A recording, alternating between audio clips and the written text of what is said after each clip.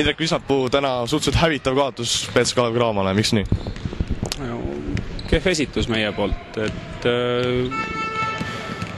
andsime vastasele lihtsaid võimalusi ja nad kasutasid väga hästi need lihtsad võimalused ära ja lõpptulemus oli lihtsalt selle kehva esituse tagajärg.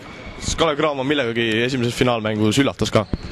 Ei, minule üllatavat küll mitte midagi olnud, et nad ei teinud midagi eriliselt uut, mõtlen selle kiirrünnakute laviini, seda nad said 3 mängu Rakverega harjutada, et see on neil hästi käpas, aga ma pigem ikkagi vaataks meie enda poole, et meie ise andsime need võimalused jooksma hakata seal teisel veerandajal ja meie peame lihtsalt oma esitust parandama. Palju Tartu Rock täna tundis puudust Rain Veidemannist?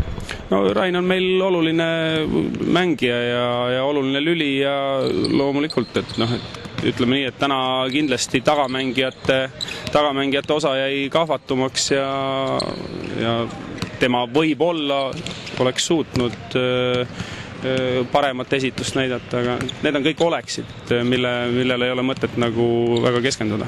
Millise jälje see seeriale jätab, et esimene mäng nüüd suur kaotus, esimene kaotus, öeldakse, et esimene mäng on ju nii-öelda võtmemäng? Ei, play-offis on üks mäng ühe võidu eest, et siin see, kui suur see vahe on, see ei ole oluline ja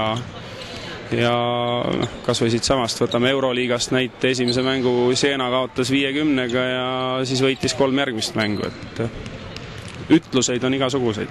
Et järgmine mäng on tablool skoor vastupidine? No, meie ülesanne on järgmist mängu tulla mängima oluliselt paremini ja siis on ka lõpptulemuse lootus teistsugune.